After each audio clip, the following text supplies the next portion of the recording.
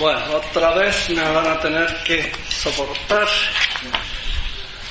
estos temas tan abstractos que tengo que tratar, y además como los trato filosóficamente, es decir, voy a la esencia, a qué implica el concepto, resulta todavía más difícil, más abstracto. Espero que tengan paciencia. Y vamos a comenzar con lo que ya nos dijo Luis el otro día, la dignidad de la persona humana. Así que algo ya saben, y posiblemente antes también, ¿qué es esto de la dignidad de la persona humana? Cuando hablamos de derechos naturales, de derechos humanos, estamos pensando en cosas tan distintas, ¿no? Unos, cuando hablan de derechos humanos, piensan en los derechos naturales, la naturaleza. Otros piensan en los derechos fundamentales, unos poquitos, de los que brotan todos los demás. Otros piensan que se trata de derechos innatos, se nace con ellos. Por último, otros piensan cualquier derecho, porque las listas de derechos humanos ya son tantas y los derechos invocados son tantos que podríamos hablar ya de un infinito número de derechos, aunque sea una contradicción hablar de número infinito, pero en fin, se habla así, ¿no?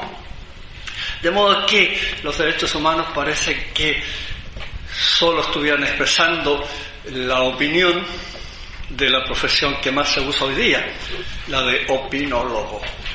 ¿Se han fijado? En toda materia hoy día estamos así. Y por eso es que tenemos derechos tan pintorescos, ¿no? Hay declaraciones que ponen como derecho fundamental el derecho a ser feliz. Vaya derecho, ¿no? ¿Y cómo se lo damos, no? El derecho al sol. Vaya derecho. El derecho a la vista. Que yo pueda ver el cerro que está al frente. Vaya derecho. Etcétera, etcétera. En Portugal se ha aprobado por ley el derecho a antena. ¿Qué significará eso, no? Derecho a antena. Bueno, se trata de la red de antenas que tiene el Estado, y entonces todos los partidos políticos pueden usar de esa red. Pero que eso sea un derecho de la persona humana, un derecho fundamental, un derecho natural, ¿de qué estamos hablando? ¿Se fijan ustedes? Esto es bien difícil.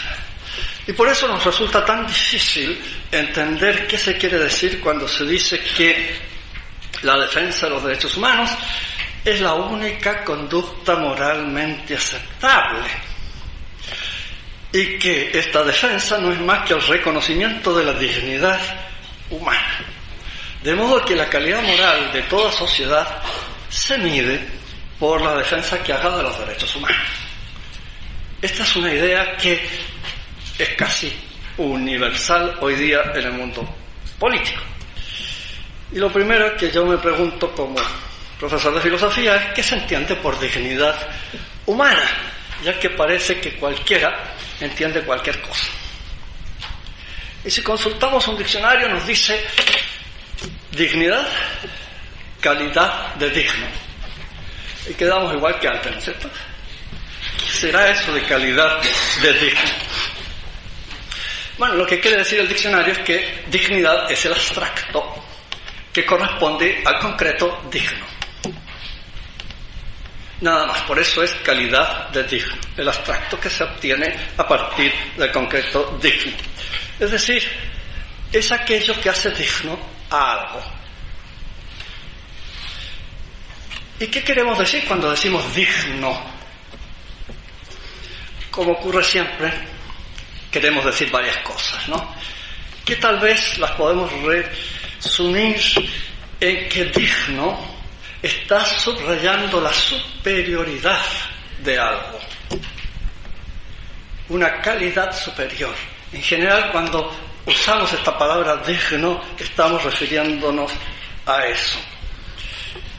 Y claro, si es superior, lo es porque cumple ciertos requisitos, lo que nos decía Luis el otro día, ¿no? Hay que cumplir ciertos requisitos para que sea digno, claro, para que sea superior, para que se destaque. respecto de lo demás, ¿verdad? Y por eso es que lo digno merece reconocimiento. Yo no sé si aquí todavía se use algo que yo de niño y de joven vi siempre cuando la fiesta nacional en el campo. Una misa al aire libre, y había los asientos delante, y el primer asiento tenía un cartelito que decía dignidades, y ahí se sentaba el cura del pueblo, el teniente de policía, del retén, no sé cómo lo llamarán aquí, ¿no?, el alcalde, en fin, y algunas personas más, el profesor de la escuelita. Eran las dignidades, ¿ven ustedes? O sea, los superiores. La palabra digno siempre está aludiendo a eso. Por lo tanto, si decimos dignidad de la persona humana, hablamos de la excelencia de ser persona, de la superioridad de ser persona respecto de quien no lo es. Ahora, ¿qué hace superior a una persona?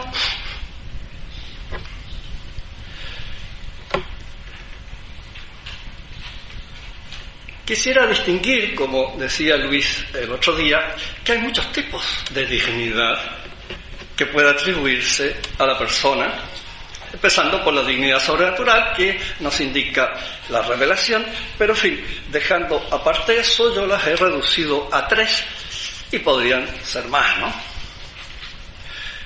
Me parece que la primera, la que habló bastante Luis el otro día, es la de la moralidad. Cuando hablamos de una persona digna, queremos decir que esa persona es moralmente superior, que cumple los cánones morales que yo estimo que debe cumplir una persona. Y por eso, por ejemplo, una frase típica, ¿no? Mira, Pedro, esa actitud no es digna de ti. ¿Qué estamos diciéndole? Que esa actitud es inferior a la calidad moral que yo siempre he pensado que tú, Pedro, tienes, ¿verdad? Y por eso le digo, mira, esa actitud es indigna de ti, no es digna de ti. Es la calidad moral la que estamos hablando ahí. Y con el texto que tenemos ahí de Santo Tomás, podemos ver que hay 4 grados. El texto es muy compacto, ¿verdad? Lo voy a desarrollar un poquito más, pero en el fondo lo estoy traduciendo. Fíjense la primera línea, este es el supremo grado de dignidad en los hombres, a saber, que no por otros, sino por sí mismos, se dirigen al bien. Bien, y las demás líneas no se las voy a traducir, pero aquí prácticamente en el texto se las voy a traducir, ¿no es cierto? Las morales más dignas, las personas más dignas, digamos, desde el punto de vista moral, son aquellas que se mueven a sí mismas, por sí mismas, al bien, porque han decidido siempre hacer el bien, siempre evitar el mal, nunca dar lugar al mal en sus acciones. Esa es la persona realmente digna. Desgraciadamente son muy pocos, ¿no?, los que logran este grado de dignidad, sobre todo cuando se hallan en una situación difícil. Y por eso es que nosotros en la Iglesia tenemos la costumbre de aquellas personas que incluso en las situaciones más difíciles logran siempre mantener esta condición. Esto es lo que llamamos las virtudes heroicas, ¿no? Son los santos. Pero hay más personas que en situaciones difíciles tal vez podrían fallar. Sin embargo, no tienen virtudes heroicas, sin embargo tienen virtudes. Y por lo tanto son personas que habitualmente siempre están en gracia de Dios. Muy raro que cometan un pecado grave mientras no haya una situación demasiado difícil. Este sería el primer grado. Hay un segundo grado. Las personas buenas buscan realizar el bien.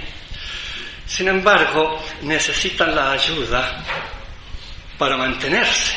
Necesitan la exhortación. Y por eso ustedes verán cuánto nos recomiendan los sacerdotes de la fraternidad todos los años hacer los ejercicios espirituales de San Ignacio de Loyola, ¿verdad? Es un momento en que uno se detiene y recibe una ayuda especial para mantenerse el próximo año siempre en la línea del bien. Y esto hace mucho bien. Lo necesitamos porque no somos santos.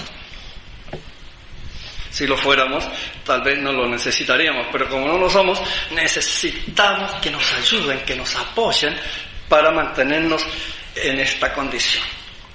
Ahora, lo más común, pienso yo, es la tercera condición que pone ahí Santo Tomás en materia de dignidad.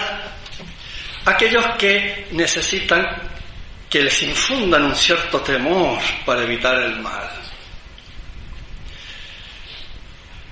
Todos los juristas, en especial los penalistas, reconocen que si una ley no amenaza con penas, y ojalá penas fuertes, esa ley es letra muerta. Porque la mayoría de los seres humanos solo se mueve al bien por el temor. Y ya estas personas apenas pueden llamarse dignas, ¿verdad? Más bien, por naturaleza, diríamos, son indignas. Pero en fin, ante el temor, se portan bien. Y los de aquí, que son profesores, padres de familia, etcétera, saben cuánto se necesita esto. Al niño hay que darle su palmadita, y con bastante frecuencia, y si no, van a criar un monstruito. A pesar de que esto es políticamente incorrecto, ya hay profesoras a los que los han castigado y expulsado por haberle dado una palmada a un niño. Yo le daría una condecoración. Se hace necesario el uso del temor, incluso de la coacción, para que las personas realicen el bien y eviten el mal. Y esto es lícito en ciertas circunstancias. Finalmente, la última línea, hay algunos que ni siquiera por el temor son movidos a hacer el bien.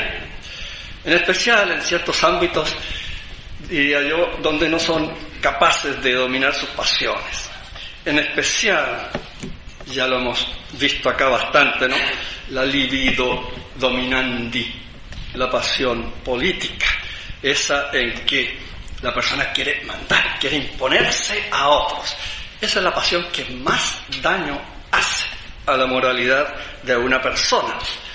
De ahí que hoy día decir político y decir inmoral parece que fueran sinónimos. ¿Verdad que sí? Cuando debería ser todo lo contrario. El político debería ser un ejemplo de moralidad. Esas personas ya no son dignas, son absolutamente indignas.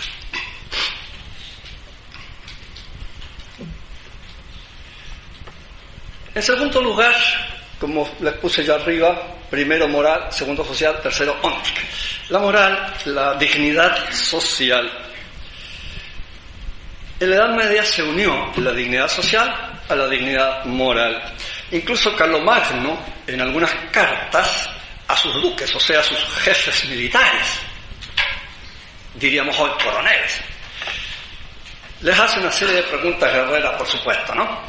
Pero nunca falta la pregunta: ¿qué has hecho tú en favor de los huérfanos y de las viudas? Fíjense la pregunta, ¿no? Es decir, de las categorías más pobres en aquella época. El huérfano, la viuda no tiene quien lo defienda y por lo tanto el jefe del ejército debe preocuparse en especial de defender a esas personas. Es el criterio moral. ¿Se dan cuenta? De modo que se tiene que unir la dignidad social a la moral. Porque la dignidad social es nada más que un reconocimiento de la sociedad a ciertas funciones, a ciertos personajes que destacan, ya sea en el deporte. Ahí ayer en la cancha oí que a alguien le gritaban Sánchez y al otro le gritaban, ¿cómo era? Sala, no sé qué, ¿no? Sí, porque son los más dignos en el fútbol en este momento, los más famosos, ¿verdad? Hay una dignidad social hasta en el deporte, la persona que se destaca, porque siempre digno significa eso, el que se destaca, el que es superior. De modo que la dignidad social abarca todas las funciones sociales, ya sean políticas, o ya sean artísticas, o ya sean deportivas, o lo que fuere, ¿verdad? Incluso, si ustedes se fijan, hay muchas personas, sobre todo en los pueblos pequeños se ve mejor, ¿no?, que todo el mundo los llama don, aunque esa persona sea el bodeguero, pero todos lo llaman Don Matías. ¿Y por qué Don? ¿Saben lo que significa Don? De origen noble. Por supuesto que el bodeguero no es de origen noble. Y sin embargo, lo llaman Don todos en el pueblo. ¿Por qué? Por su calidad moral. Pero que se ha convertido ahora en calidad social. Y todo el mundo reconoce que ese es un don.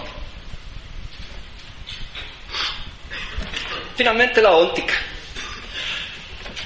Luis lo llamaba ontológica, como todo el mundo, pero yo prefiero llamarla óntica porque es propia del ser. La ontología, logos, ontos, tratado del ser. Pero el ser no se dice ontología, se dice ontos. Ontos, en latín clásico. Entonces yo prefiero llamarla la dignidad óntica, que es la dignidad de la sustancia, del ente, que es superior a otro ente.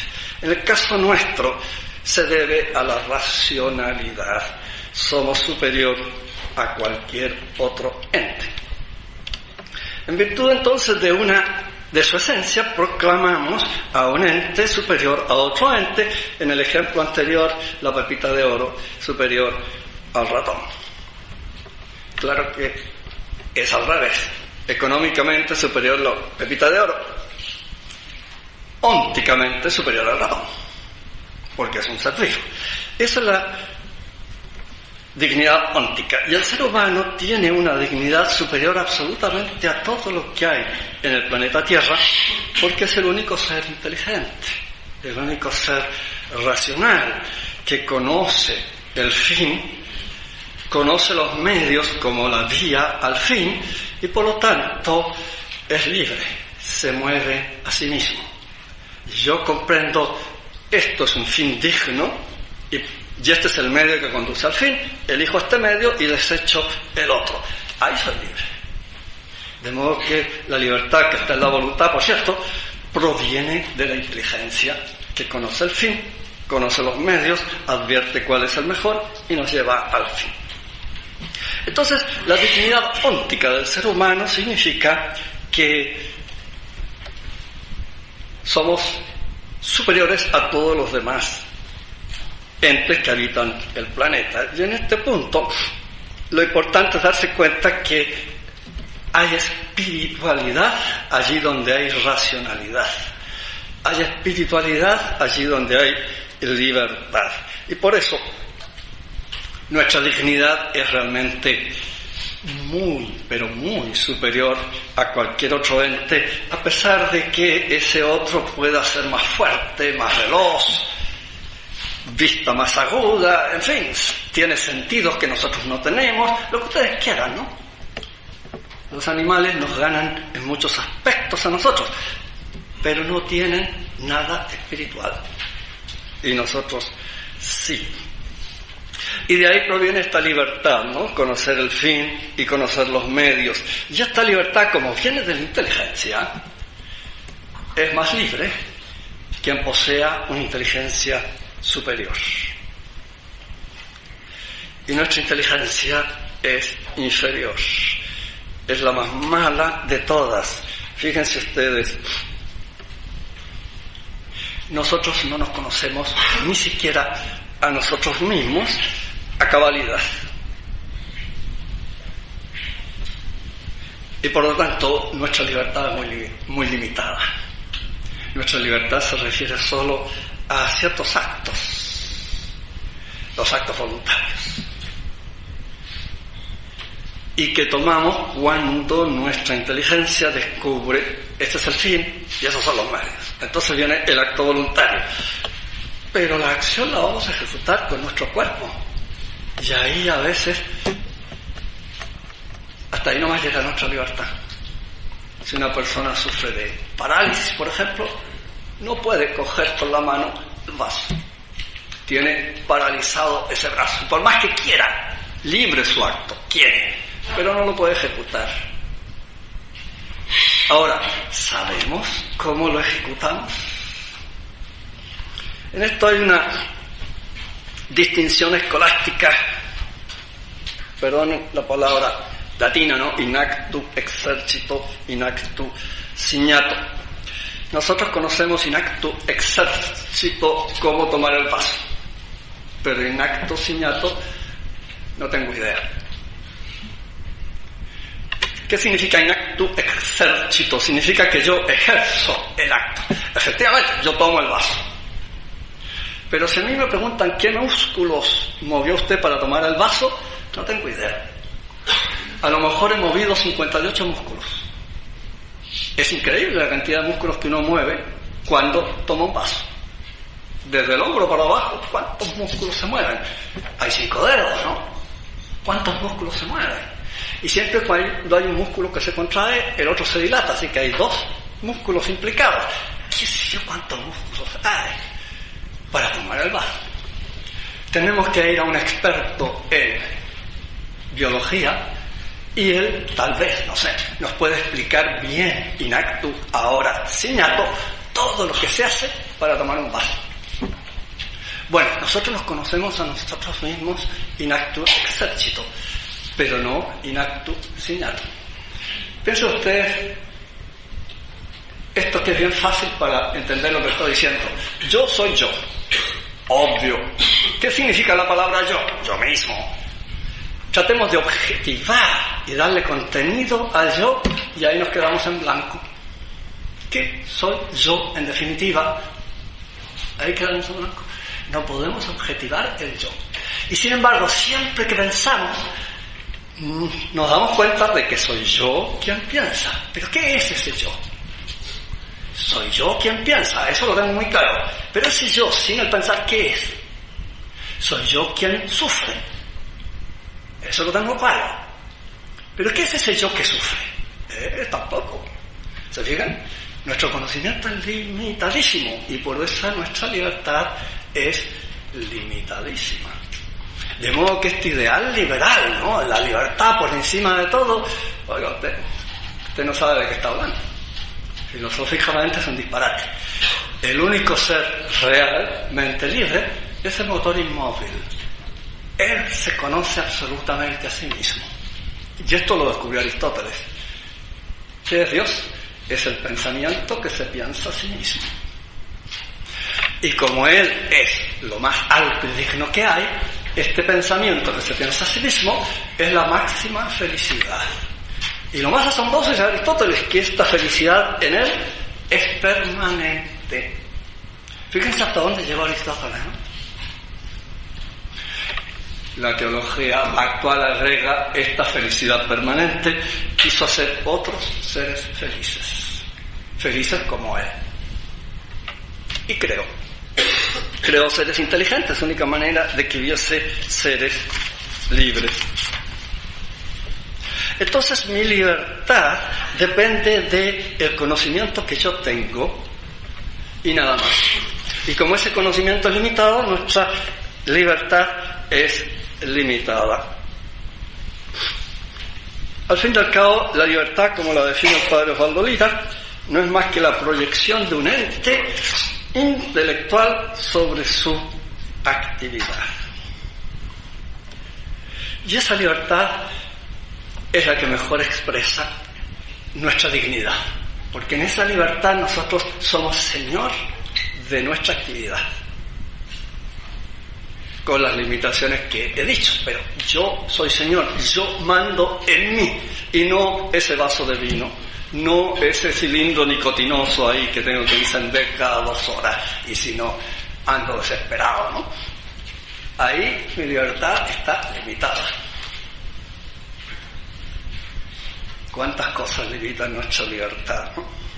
Bien, somos señores de nuestra actividad voluntaria principalmente, pero bajando a nuestro cuerpo, el pecado original un poco lo independizó de nosotros y ahí tenemos un problema muy serio. Bien, el segundo tema es la justicia social.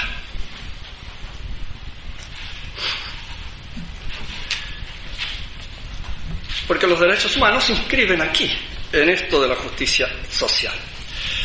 La justicia es la voluntad firme y constante de atribuir a cada uno lo que le corresponde, o lo suyo, jus suum en latín.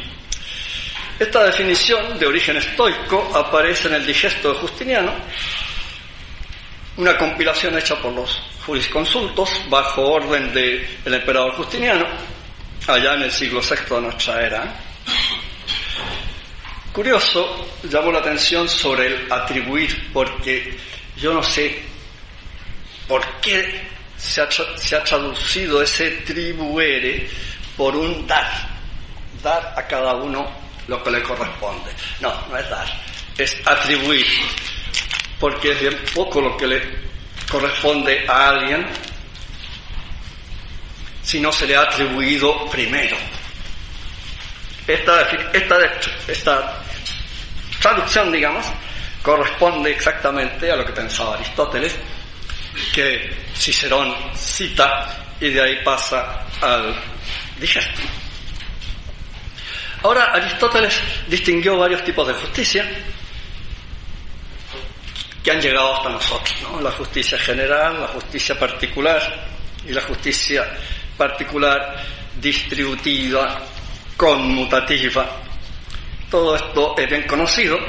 Lo que no es tan conocido es que la palabra justicia, en latín jus, en castellano tenemos una palabra que nos indica exactamente lo que primitivamente se quería decir con la palabra justicia, que es la palabra ajustar.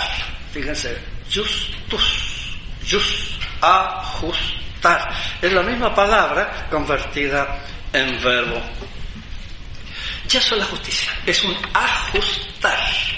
Hay que entenderlo bien para comprender lo que es justicia. Es decir, yo me puedo preguntar, ¿no?, ¿cómo ajustar la relación entre Pedro y Diego? Cuando determino ese ajuste, he hallado lo justo, y entonces le atribuyo esto a Pedro y aquello a Diego, y ahí Pedro y Diego ajustan. Y eso es justicia. Por lo tanto, quien dice justicia, dice social. Hablar de justicia social es muy raro, ¿no? Es como hablar de justicia o justicia. Si la justicia o es social o no es justicia.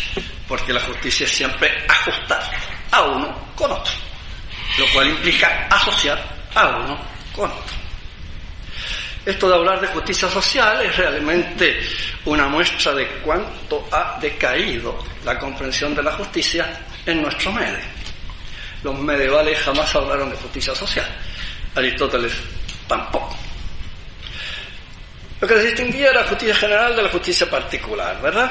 La justicia general o legal. ¿Por qué la llamamos legal? Porque en realidad el bien por excelencia, como lo veíamos el otro día, es el bien común. El bien máximo, el bien más propio del hombre es el bien común, porque va al último núcleo real del hombre, que es su creación. ¿Qué somos nosotros? Criaturas. Y esto no es una cosa baladí, al contrario, esto es lo más esencial que hay en nosotros. Somos criaturas, es decir, creados por Dios, lo cual nos pone en una relación de dependencia con nuestro Creador absoluta, total. Justicia general. O legal. ¿Por qué? Porque justamente la ley es lo que nos conduce al bien común. No solo en el plano social. La ley natural tiene como meta que lleguemos a Dios, o sea, que lleguemos a nuestro bien común.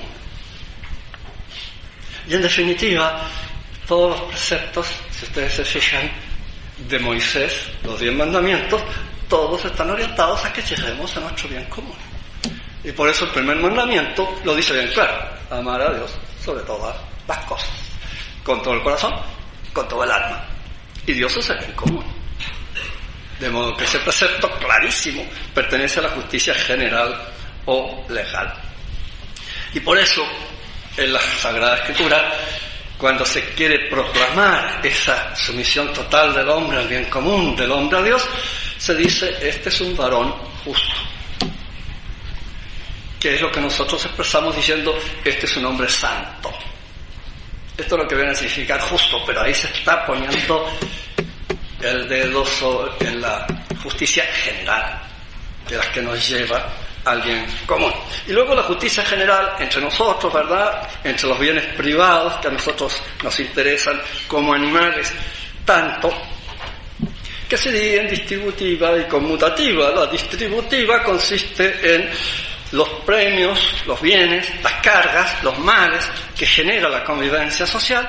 Hay que repartirlos entre todos según lo que cada cual merezca, según la aportación de cada cual a la comunidad, y por eso la justicia distributiva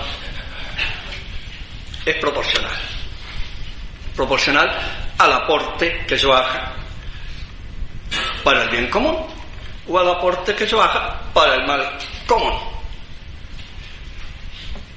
A esta justicia distributiva es la que muchos llaman justicia social. Por ejemplo, Juan 23 en la Mater et Magistra pone por primera vez este término de justicia social, echando a perder todo el vocabulario que se había usado hasta entonces, en vez de llamarla, como siempre, justicia distributiva. Y la justicia conmutativa es el intercambio de bienes privados entre nosotros, la compra-venta, etcétera, ¿no?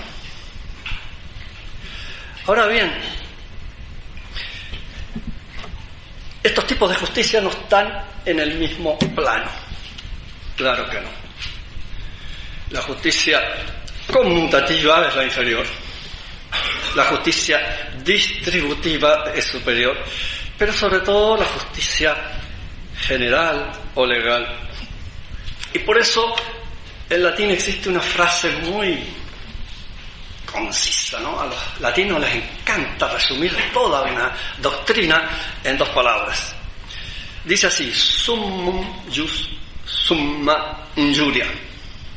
O sea, el derecho en su más estricto sentido, jus summum, el derecho en su más estricto sentido, es summa injuria. Es la ofensa más grave que se le puede hacer a una persona. Una traducción muy digna, ¿no es cierto?, muy explicada, porque en latín les gusta decirlo en 2 palabras. ¿Y qué quieren decir los romanos cuando establecían esto?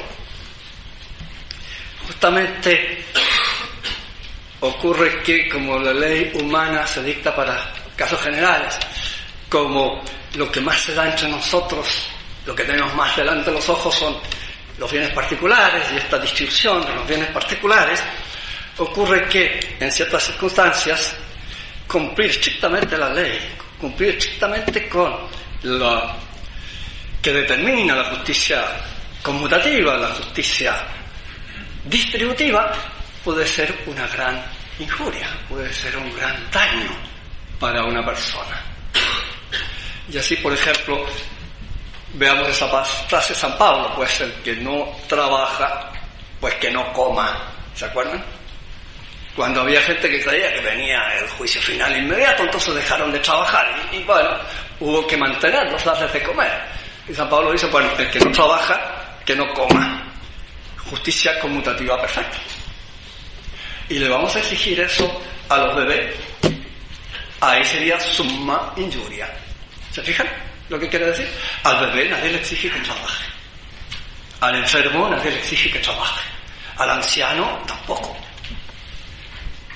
Se les da, pero no por justicia conmutativa, sino por justicia general, por justicia legal. El bien común social exige que se les dé al bebé, al anciano, al enfermo, etcétera, etcétera, aunque él no aporte nada, y por justicia conmutativa, cero. Pero por justicia general hay que darle. Summum jus, summa injuria. ¿Comprenden el adagio, supongo, verdad? Pero podemos dar todavía un paso más y darnos cuenta que esta justicia general o legal expresa algo común a toda virtud. Ese sometimiento a la ley natural, ese sometimiento al bien común que llena toda nuestra vida. Aunque uno no se dé mucho cuenta, está siempre presente. Como lo vimos antes, ¿no? No hay un bien privado legítimo si el bien común no lo autoriza, no lo exige, no lo tolera, díganlo como quieran, ¿no? Pero siempre está presente el bien común. Y si no, ese bien particular no es un bien, es un mal, a secas. Pues aquí vemos un poco lo mismo.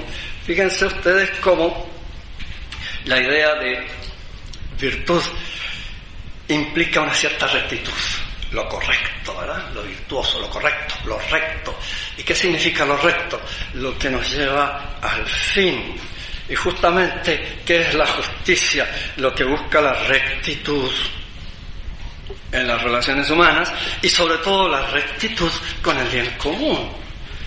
Y por lo tanto, la justicia general implica todas las virtudes.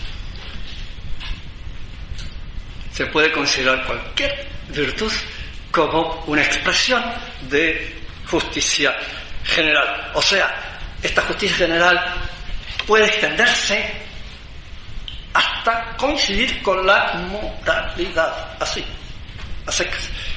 Es curioso, a mí me llama cada vez más la atención que cuando se habla de ética o moral nos referimos siempre a la parte individual, personal, y nos referimos a relaciones todas de, como quien dice, de tejas abajo. Y no nos damos cuenta que eso está dependiendo de los bienes comunes, por lo tanto está dependiendo de la ética social o política, como lo llamaba Aristóteles. Cuando Aristóteles dice política, está hablando de ética social. Y cuando vemos nosotros que a nuestros políticos los consideramos inmorales, tenemos que preguntarnos qué pasa aquí. Quiere decir que el mundo está al revés. Exactamente, eso es lo que está pasando. Y aquí vemos otra vez, ¿no?, por qué la Sagrada Escritura llama justo a ciertos hombres, ¿no? Porque cumplen a cabalidad con la moralidad. Porque podemos extender este concepto de justicia a toda la actividad humana.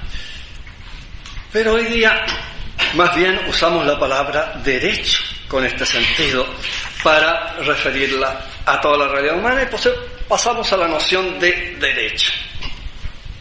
A mí me llama mucho la atención.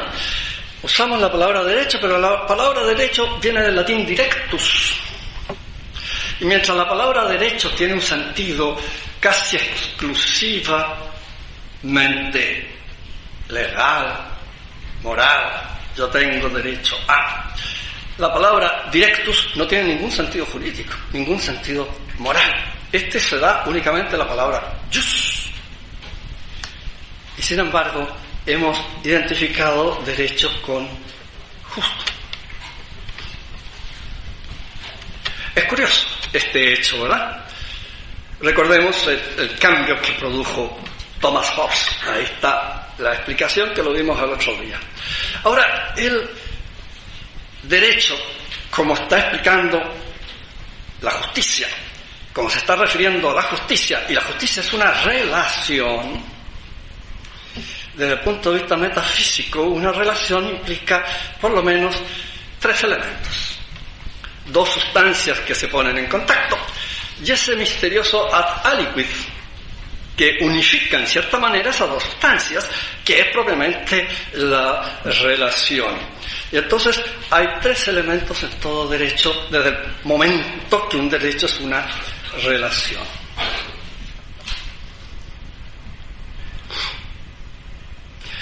Y por eso se puede definir derecho con el padre Urdanos como una relación o vínculo que liga a ciertas personas con ciertas cosas o entidades y a la vez relaciona o liga a las personas entre sí. Eso es un derecho, es una relación y por lo tanto tiene que tener tres elementos. Como ya lo vimos metafísicamente, entonces desde el punto de vista jurídico o moral tendrá que haber tres elementos. ¿Y cuáles son esos tres elementos? El primero es el fundamento del derecho. En la cosmovisión clásica, aristotélica y medieval, el fundamento del derecho es lo justo. O sea, ¿dónde ajusta Pedro con Diego? ¿Dónde ajusta Pedro con Diego? Eso es lo justo. Y por eso lo justo es el objeto de la justicia. En el ámbito concreto, es muy importante que sea el juez quien determine qué es lo justo, qué se atribuye a cada cual. Hay que atribuir, ¿verdad? Porque hay que atender a las circunstancias, las que varían al infinito. Piensen ustedes que si tenemos la relación entre el padre y el hijo, ajustan, sí, pero ¿en qué? Bueno, es distinto desde el punto de vista del padre al punto de vista del hijo, ¿verdad? Pero hay que hacerlos ajustar. De modo que el padre le debe protección al hijo, el hijo le debe obediencia al padre. ¿Se dan cuenta? Ahí ajusta el padre con el hijo. Ahora el juez va a determinar, bueno, en este lío que hay entre estos dos, cómo se cumple esto de la protección y la obediencia. Ahí ajustan ambos, ahí está lo justo, y eso es el fundamento de esta relación que llamamos derecho. En cambio, ahora se nos dice que la fundación está en la naturaleza humana. El hombre, por ser hombre, tiene derecho a 2 puntos y ahí viene toda la lista. Bueno, ¿de dónde quedó lo justo? ¿Y dónde quedó el cómo vemos que ajuste este con aquel? ¿Se fija que en la Declaración de Derechos Humanos todo esto está ausente?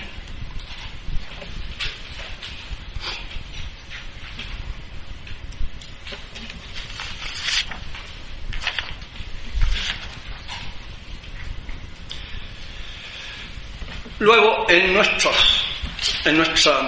cosmovisión actual, todo está trastocado. La persona humana se ha convertido en algo absoluto. De ella emanan los derechos, de ella en cuanto tal. Pero entonces, ¿no habíamos dicho que el derecho es una relación?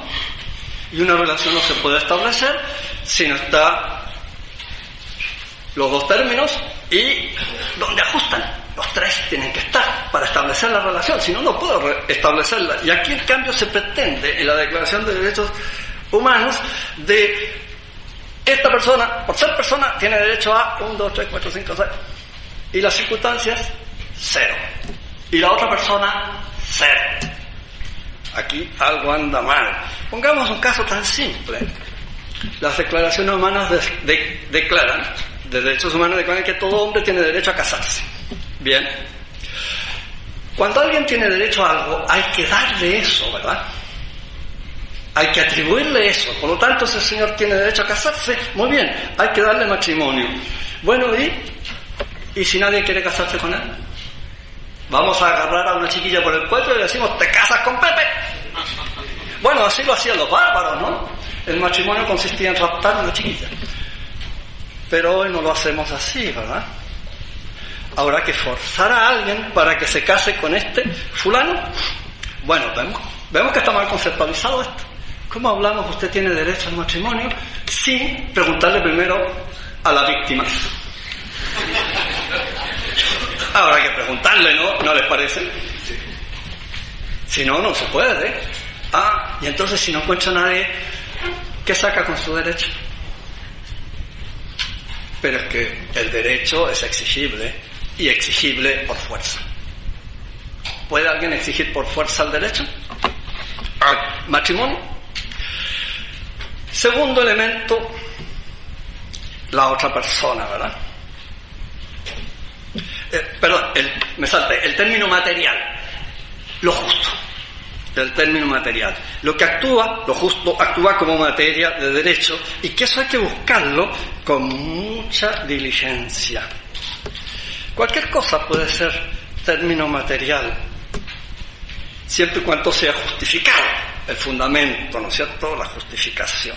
Hay que tener una razón para que esa cosa sea término material y entonces yo tengo derecho a ella. Sí. Y como cualquier cosa puede hacerlo, bueno, podría yo hacer una lista de todas las cosas a las que tengo derecho. Momento, hay que ver las circunstancias.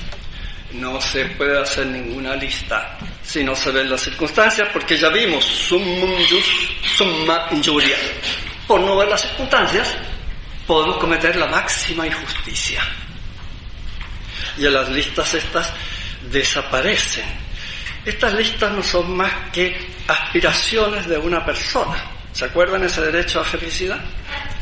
Pero las aspiraciones de una persona tienen valor jurídico. Oiga, no, imagínense ustedes. No recuerdo qué ruso, gran opositor al régimen comunista, que logró salir en libertad y llegó a Occidente, en Estados Unidos declaró que se había quedado con la boca abierta, porque había oído que existe el derecho a la libertad, a la felicidad. Y él preguntó, ¿qué pasa si la felicidad de Pepe pasa por el asesinato de su mujer? Si tiene derecho a la felicidad, tiene derecho a matarla. Allá, ¿cómo arreglamos la cosa ahora? Recuerden que estos derechos humanos son absolutos, inalienables, exigibles por fuerza. Y el juez tiene que dárselo a uno. Entonces, tiene que matar a la mujer de Felipe, o de Pepe, ¿quién dije? No me acuerdo. Porque él tiene derecho a la felicidad. Y es la Ramona esa la que le impide ser feliz, entonces eliminémosla. Y ahora soy feliz. Bueno, es que esto es un poco problemático, ¿no? Estas declaraciones de derecho entonces hablan de una relación irrelativa, ¿entienden? ¿No es cierto? Una relación que no tiene relación, porque la relación tiene que ser una persona, otra persona y el elemento material donde ajustan, y las circunstancias que pueden variar mucho, ya lo hemos visto. Entonces,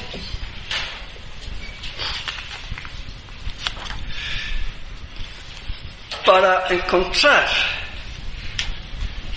además esta relación, esto justo, tenemos que darnos cuenta que todos estamos dirigidos a este bien común, ¿verdad? Y como los únicos seres que pueden llegar a este bien común son los que tienen inteligencia, solo los seres humanos tienen derechos. Los irracionales no tienen derechos. Y sin embargo, esta noción de derechos humanos ha hecho que la UNESCO en 1978 ha proclamado la Declaración de los Derechos de los Animales. Y el artículo 14 establece: los derechos de los animales deben ser defendidos por la ley como los derechos de los hombres. ¿A dónde nos ha llevado la Declaración de los Derechos Humanos? Y yo estoy esperando la Declaración de los Derechos de los Vegetales y de los Minerales. También son entes. Y los vegetales son entes vivos que yo mato cada vez que saco la lechuga para hacerme la ensalada. Asesino de lechugas. Pobres derechos de los vegetales. Y de los minerales, imagínense, sacamos las entrañas de la tierra de su lugar natural y nadie le pidió permiso al cobre para sacarlo de allí. Además que cobre en estado puro no existe, ¿no? Entonces hacemos todo un proceso terrible, chato, indignante a los minerales.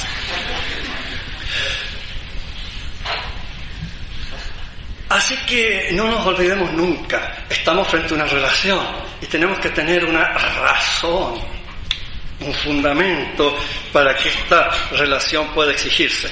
Claro que hay una excepción. Esa excepción es el Creador. El Creador carece de todo deber, posee derechos sobre todo y no tiene que darle cuenta a nadie. Ahí sí los derechos son absolutos. Ahí sí el derecho brota simplemente del hecho de ser Él el Creador. Por eso cuando hacemos la lista de derechos humanos estamos proclamando Dios al hombre. Él, por ser Él, tiene derecho a 1, 2, 3, 4, 5 cosas. ¿Se acuerdan las listas? Todo hombre tiene derecho a... Eso solo es posible decirlo de Dios. Porque en realidad nosotros comenzamos no por el derecho, sino por el deber, como ya lo hemos dicho, ¿no? Que somos criaturas. Y por lo tanto tenemos ese deber fundamental de responder al acto creador. Y por eso lo primero en nosotros nunca es el derecho, es el deber. Y como tenemos este deber fundamental, de ese deber fundamental van a surgir todos los derechos. En cambio en Dios es todo lo contrario. Dios tiene el derecho a crear. Y de ese derecho fundamental de Dios surgen todos los deberes nuestros. ¿Qué es anterior, el deber o el derecho? En el hombre el deber, en Dios el derecho. Dios no tiene ningún deber, ¿verdad?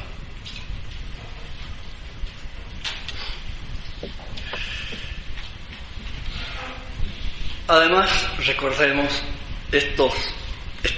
esta mentalidad surge en el liberalismo, en el individualismo, como ya nos han recordado en estos días, ¿no? Y que es tremendamente mentiroso. Si hay algo que no existe, es el ideal liberal expresado en esa frase self-made man. Bueno, en inglés es harto malo. ¿Entendieron? Claro, porque estaban en español, por eso no entendieron. Si supieran inglés no me entenderían. Self-made man. Ese es el ideal de los liberales. El hombre que se ha hecho a sí mismo. ¿Partenogénesis o qué? Generación espontánea. ¿De qué me están hablando? Un hombre que se ha hecho a sí mismo, querría decir que nació por generación espontánea. Esto es absurdo. Si lo primero es el bien común, lo primero es ser parte de. Toda la ideología liberal, como decía Chesterton, se trata de ideas cristianas que se han vuelto locas, por lo tanto incoherentes, incomprensibles. Si uno va a analizarlas metafísicamente, se encuentra con que son incomprensibles. Nosotros tenemos este deber absoluto y a partir de allí surgen nuestros derechos. ¿En qué consiste nuestro derecho fundamental?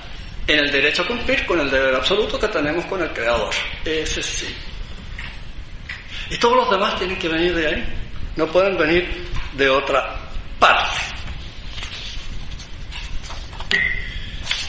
Bueno, la revelación nos habla de la caída en el pecado original, de la necesidad de la gracia para cumplir todo esto. Que no lo niego, pero en fin, no voy a tratar de eso porque no estoy hablando como teólogo, no soy teólogo, me dedico solo a la filosofía. Entonces, tenemos que subrayar el aspecto de las circunstancias en materia de derecho.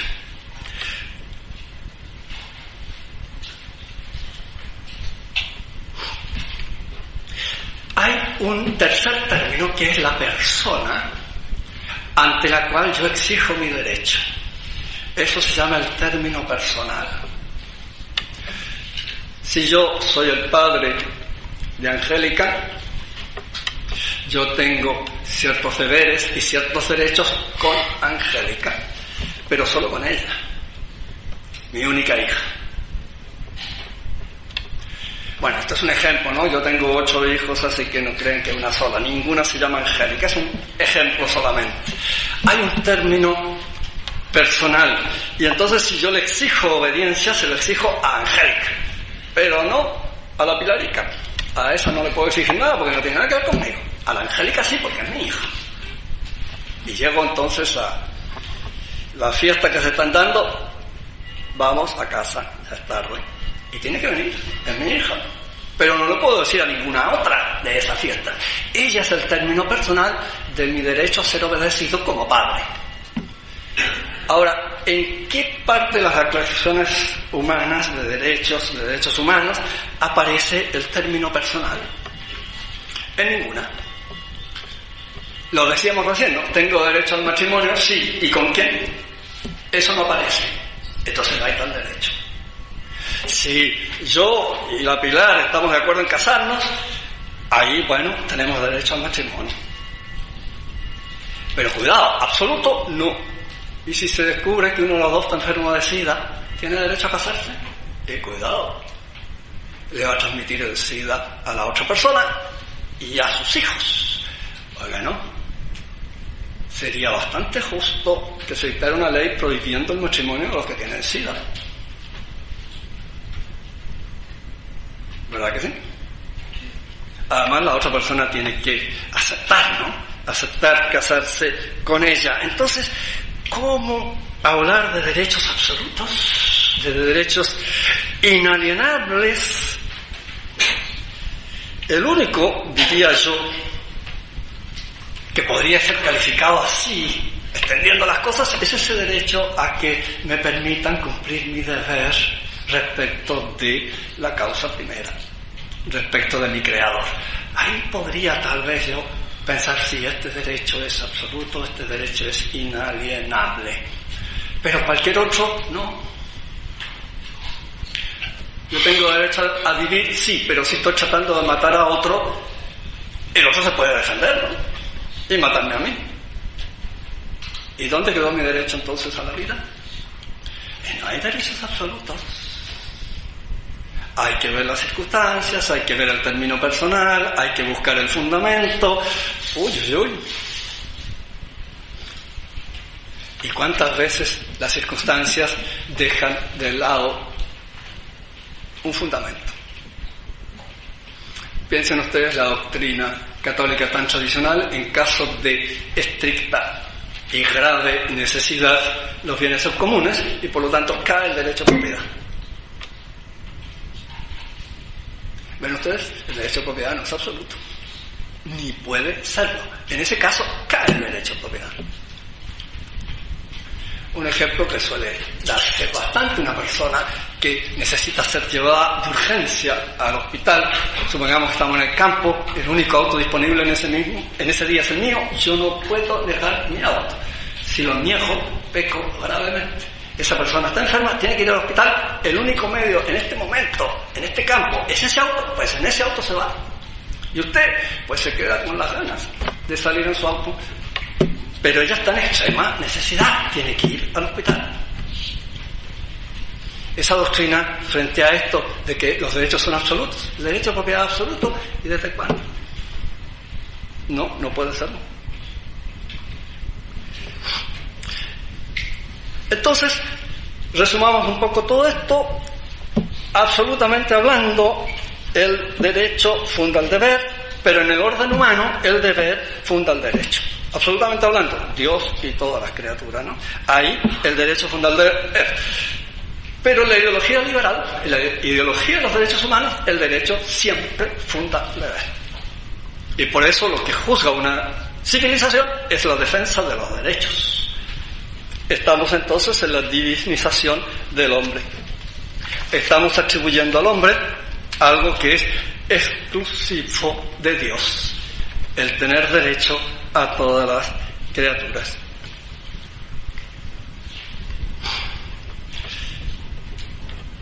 ¿Y cómo es posible que se haya hecho este abuso a la palabra derecho? Algunos, tratando de justificar esto, dicen que debemos hablar de derechos estrictos y derechos amplios. Derechos estrictos es de lo que yo he estado hablando ahora. Tienen su fundamento, tienen su término personal, tienen su término material, todo claro, derecho estricto. Y si alguno de ellos no está, entonces llamémoslo derecho amplio. Es decir, eso vendría a significar: mire usted, esto de suyo es legítimo, yo no sé si en estas circunstancias lo es, pero de suyo es legítimo, aquí no hay nada malo. Si usted quiere casarse, bueno, cásese. De suyo no es malo que usted se case. Claro que si la otra persona ya está casada, ahí tenemos otro problema.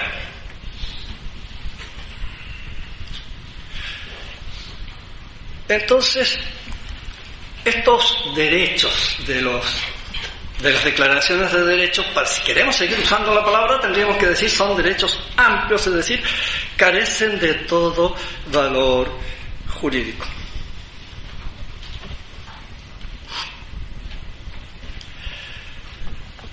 Por eso, estas declaraciones de derechos son jurídicamente nulas. No tienen ningún valor. Son expresión solamente de deseos. Y quisiera señalar un ejemplo.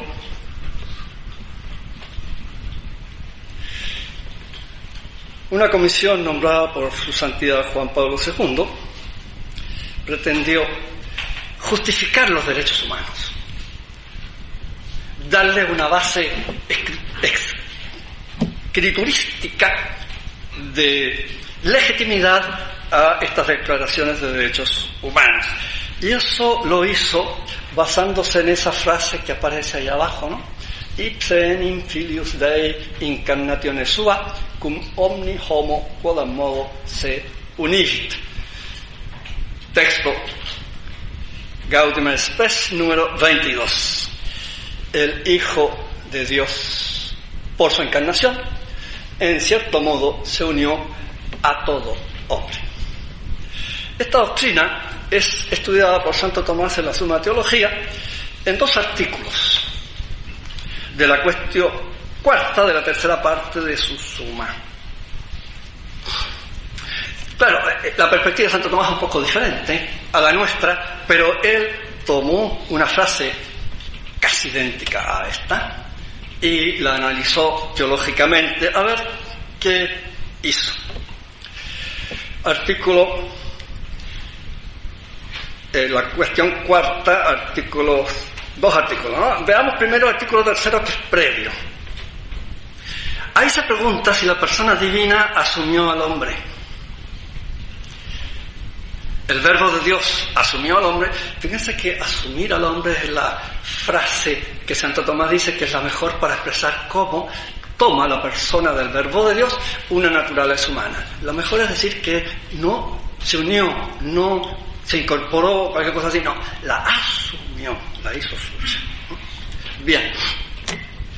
Entonces tenemos esta pregunta, ¿no? Si la persona divina asumió al hombre, a todo hombre. Y en el ser contra son las opiniones la opinión de alguien, de una autoridad que interpreta bien lo que Santo Tomás quiere decirnos, y nos cuenta Santo Tomás que el Papa Félix introdujo en el Concilio de Éfeso una frase en la que se niega que Dios haya asumido a otro hombre que no sea Jesús de Nazaret. El verbo Dios asumió a Jesús de Nazaret y a ningún otro hombre. No es legítimo sostener que Dios asumió al hombre porque la naturaleza humana asumida por el verbo es la que pertenece a un hombre, un supuesto, un individuo.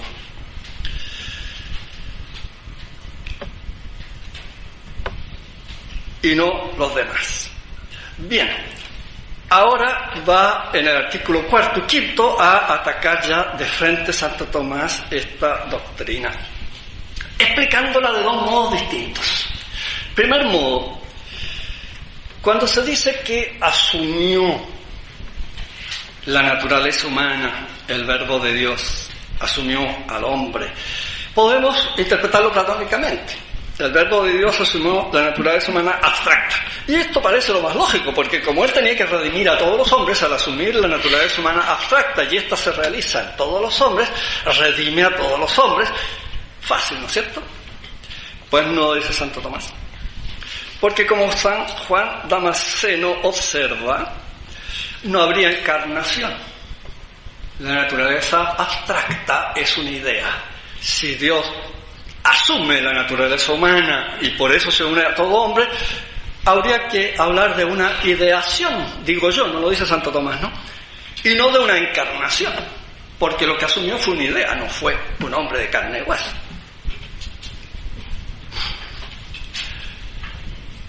Es que la naturaleza humana no existe, ¿no? Lo que existen son los hombres reales, y esa naturaleza humana es la comprensión que nosotros tenemos del ser humano en lo esencial. Y por eso es que es la misma en todos. Y por eso es que las operaciones singulares se atribuyen a una persona concreta, a Diego, y no a la naturaleza humana. Además, fíjense ustedes, dice Santo Tomás, que tenía tanto sentido común, ¿no? Como la naturaleza humana es inteligible, no es sensible, a Jesús no lo habría visto nunca nadie. Porque se asumió la naturaleza humana, que es un inteligible, Jesús habría sido un inteligible, pero los inteligibles no se ven, se comprenden con la inteligencia. A Jesús, en cambio, lo vieron, lo tocaron, hablaron con él, en fin, entonces. Pero luego pasa al artículo quinto, que sí da con exactamente el sentido que le da el concilio a esta frase, y sobre todo esta comisión teológica de la que ya les he mencionado, ¿no? Y es el sentido de que ahora el Hijo de Dios ha asumido la naturaleza humana que hay en cada hombre. Este es el sentido que se le da hoy, ¿no? Se unió en cierto modo con todo hombre concreto. Cada uno de nosotros aquí, al asumir Jesús la naturaleza humana, se unió con cada uno de nosotros. Eso es lo que el concilio dijo.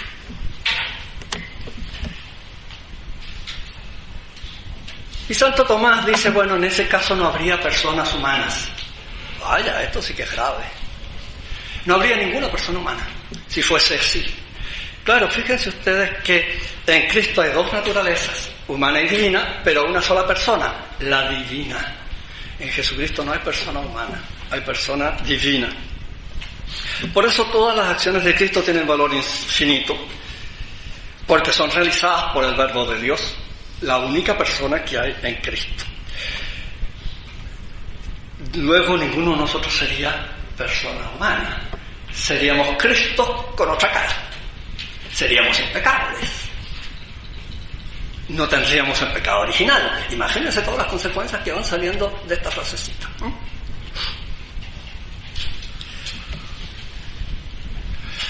En este caso, todos nosotros, dice Santo Tomás, poseeríamos la misma dignidad, la dignidad de Cristo. Justamente es lo que va a hacer la Comisión Teológica. La consecuencia de la Comisión Teológica nombrada por Juan Pablo II es que todos los seres humanos tienen una dignidad infinita, porque su naturaleza ha sido asumida por el Verbo de Dios, como dice el Concilio.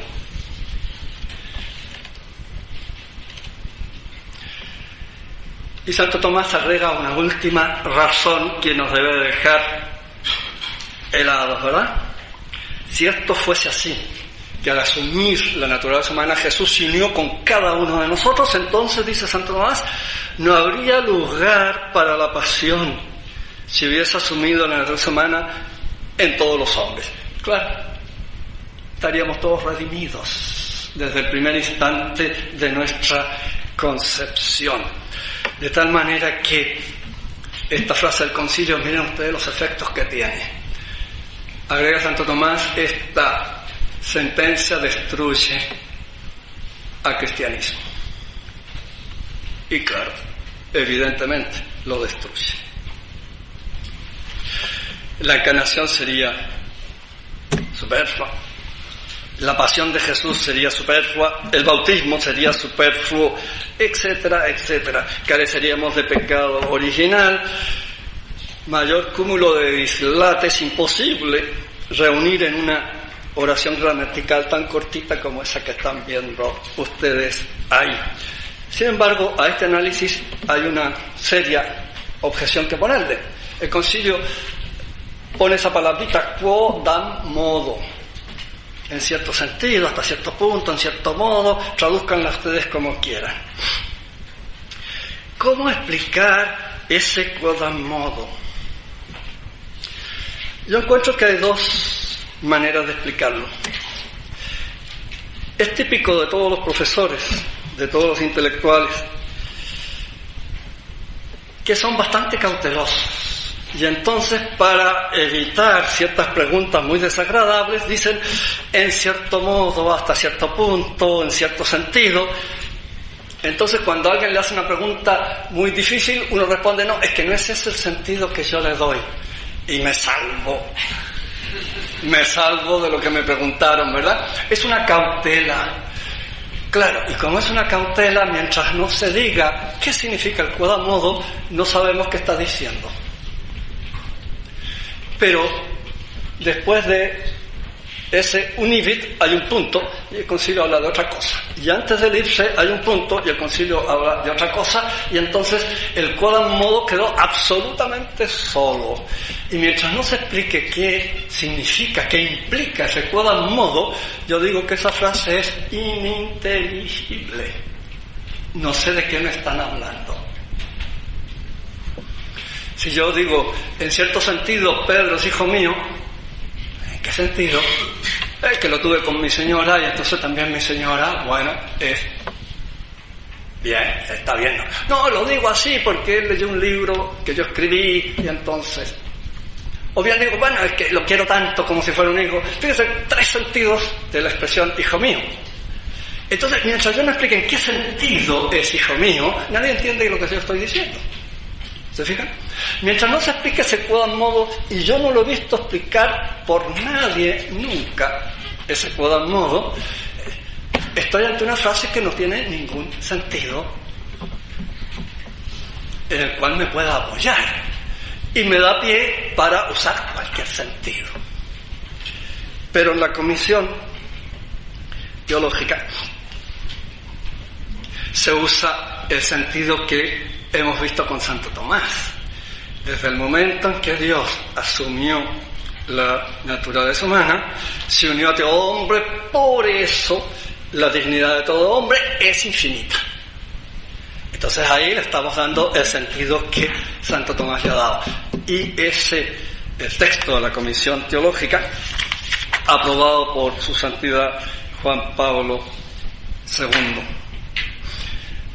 Por lo demás, en la Redemptor Hominis, ya Juan Pablo II había dado a entender qué es el sentido. El pontífice dice en el número 13, se trata de cada hombre, porque cada hombre ha sido comprendido en el misterio de la redención, y con cada uno se ha unido Cristo para siempre por medio de este misterio. Luego borran ese quod ad modo en la mente, por lo menos de Juan Pablo II, y tienen la idea de él, que estaba Santo Tomás diciendo que destruye absolutamente el cristianismo. Y fuera el bautismo. Condenación de nadie, por supuesto. ¿Quién se puede condenar si es un cuerpo donde habita Cristo? Tal como habitó en Jesús de Nazaret. También habita en mí. ¿Se dan cuenta? La Comisión Teológica Internacional en 1985 publicó este trabajo, Dignidad y Derechos de la Persona Humana, que no les leo el detalle porque estamos ya un poco pasados, ¿no? Pero fíjense, les voy a leer una pequeña parte de la declaración, y fíjense ustedes en ciertas palabras, ¿no? Dice: todos ellos emanan de la dignidad, los derechos, ¿no?, de la persona humana, la que es iluminada por la incorporación de todos los hombres en Jesucristo, perfecto Dios y perfecto hombre. Todos los hombres. Incluso los que no han sido bautizados, incluso los que odian a Cristo. Sigo, citando la comisión, ¿no? Gracias a la intervención divina, todos los hombres, otra vez, son enriquecidos con la dignidad de hijos adoptivos de Dios. Oye, ¿qué dice San Juan? Estos señores no han leído nunca el prólogo del Evangelio de San Juan. Tarea para la casa. Soy profe, no se me olvida nunca, ¿no? Tarea para la casa. Lean el prólogo de San Juan y verán si San Juan está de acuerdo con esto, que todos los hombres han sido enriquecidos con la dignidad de hijos adoptivos de Dios y se convierten al mismo tiempo en sujetos y beneficiarios de la justicia y de la caridad suprema.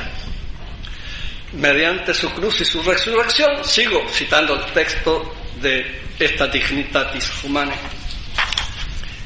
¿Cómo se llamaba exactamente? Un poco más largo el nombre, ¿no?, del trabajo, de la comisión esta, porque no es el concilio. Bueno, mediante su cruz y su resurrección, Cristo Redentor otorga a los hombres la salvación, la gracia, el dinamismo de la caridad, y ofrece también acceso más fácil a la participación de la vida divina. Otorga a los hombres, a todos. Mediante su encarnación le ha otorgado a la naturaleza humana una dignidad sin igual. De esta forma el Hijo de Dios en cierto modo se ha unido a todo hombre. Su tránsito de la muerte a la resurrección es también un nuevo don que se comunica a todos los hombres. Pero no hay ninguna condición para esto, ¿no?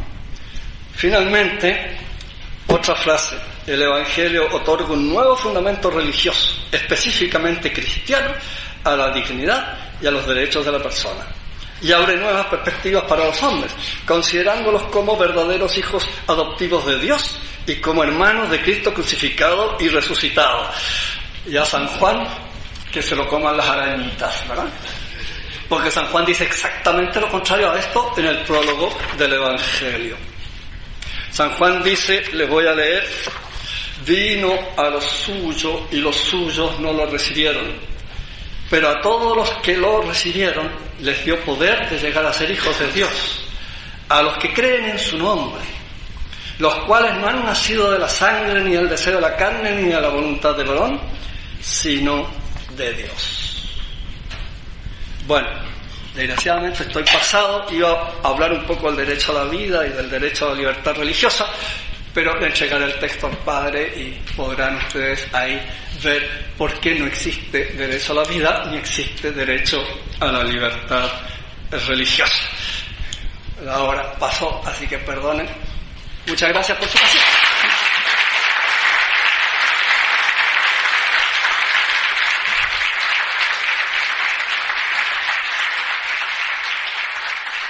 Atribuirse a la persona, empezando por la dignidad sobrenatural que nos indica la revelación, pero en fin, dejando aparte eso, yo las he reducido a 3 y podrían ser más, ¿no? Me parece que la primera, la que habló bastante Luis el otro día, es la de la moralidad. Cuando hablamos de una persona digna, queremos decir que esa persona es moralmente superior, que cumple los cánones morales que yo estimo que debe cumplir una persona. Y por eso, por ejemplo, una frase típica, ¿no? Mira, Pedro, esa actitud no es digna de ti. ¿Qué estamos diciéndole? Que esa actitud es inferior a la calidad moral que yo siempre he pensado que tú, Pedro, tienes, ¿verdad?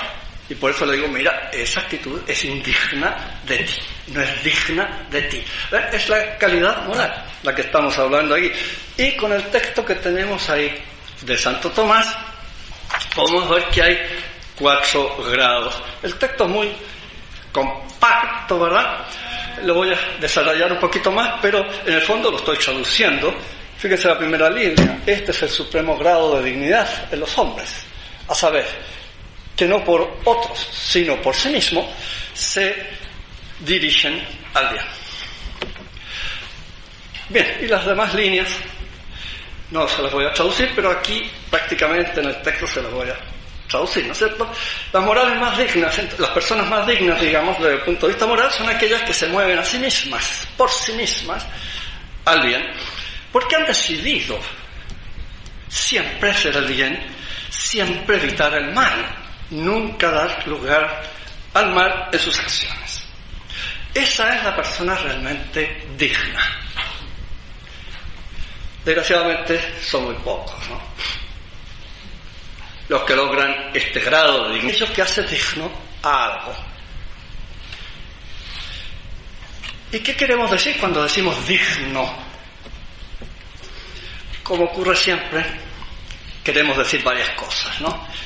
Que tal vez las podemos resumir en que digno está subrayando la superioridad de algo, una calidad superior. En general, cuando usamos esta palabra digno, estamos refiriéndonos a eso. Y claro, si es superior, lo es porque cumple ciertos requisitos, lo que nos decía Luis el otro día, ¿no? Hay que cumplir ciertos requisitos para que sea digno, claro, para que sea superior, para que se destaque respecto de lo demás, ¿verdad? Y por eso es que lo digno merece reconocimiento. Yo no sé si aquí todavía se use algo que yo de niño y de joven vi siempre cuando la fiesta nacional en el campo. Una misa al aire libre, y había los asientos delante, y el primer asiento tenía un cartelito que decía dignidades, y ahí se sentaba el cura del pueblo, el teniente de policía, del retén, no sé cómo lo llamarán aquí, ¿no? El alcalde, en fin, y algunas personas más, el profesor de la escuelita, eran las dignidades, ¿ven ustedes? O sea, los superiores. La palabra digno siempre está aludiendo a eso. Por lo tanto, si decimos dignidad de la persona humana, hablamos de la excelencia de ser persona, de la superioridad de ser persona respecto de quien no lo es. Ahora, ¿qué hace superior a una persona?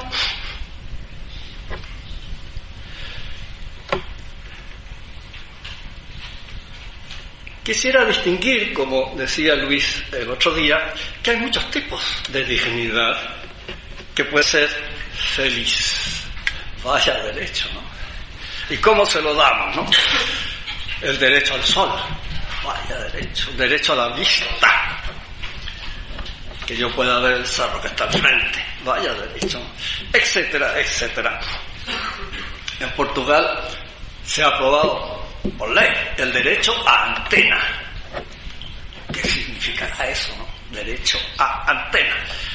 Bueno, se trata de la red de antenas que tiene el Estado y entonces todos los partidos políticos pueden usar de esa red.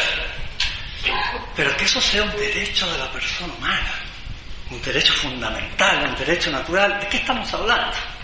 ¿Se fijan ustedes? Esto es bien difícil.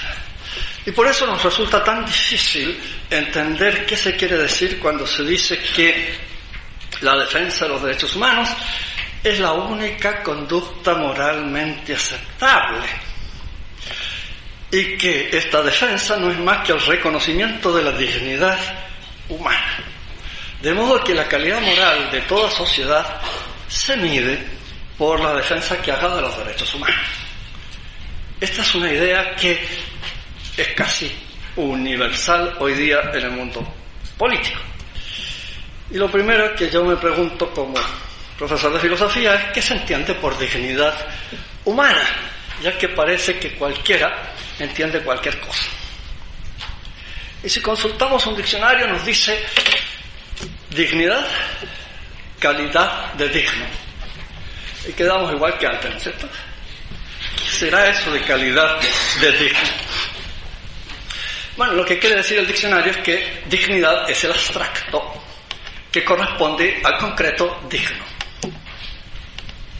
Nada más, por eso es calidad de digno, el abstracto que se obtiene a partir del concreto digno.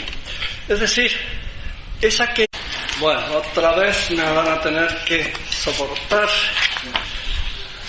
estos temas tan abstractos que tengo que tratar, y además como los trato filosóficamente, es decir, voy a la esencia, a qué implica el concepto, resulta todavía más difícil, más abstracto.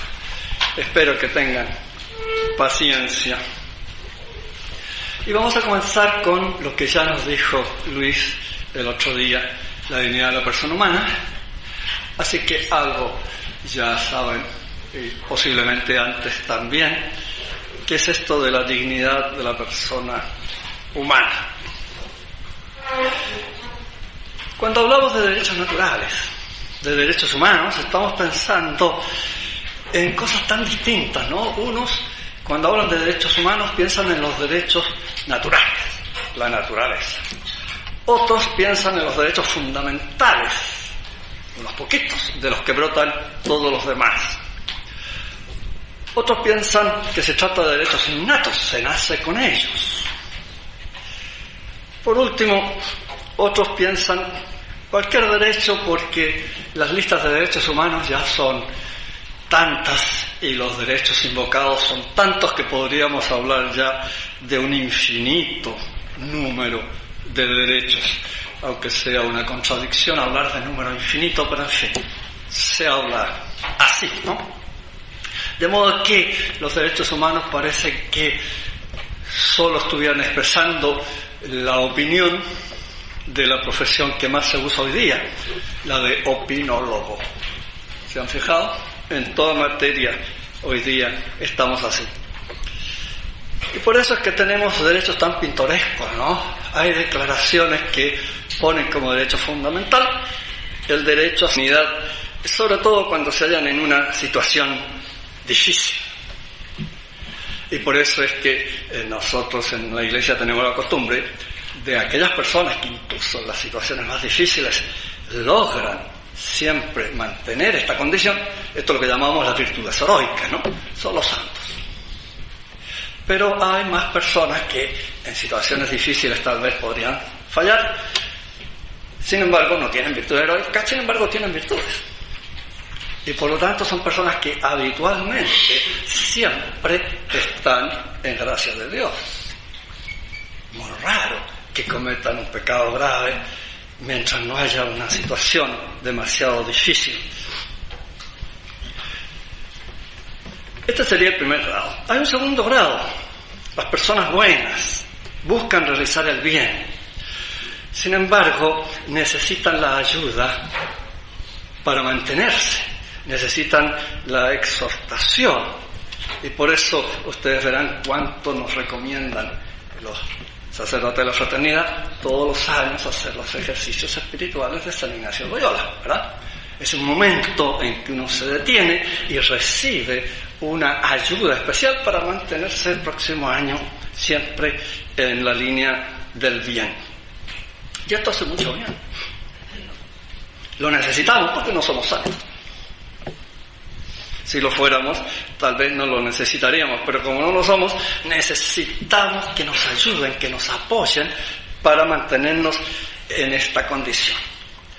Ahora, lo más común, pienso yo, es la tercera condición que pone ahí Santo Tomás en materia de dignidad.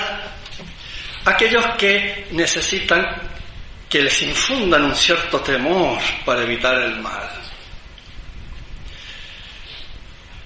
Todos los juristas, en especial los penalistas, reconocen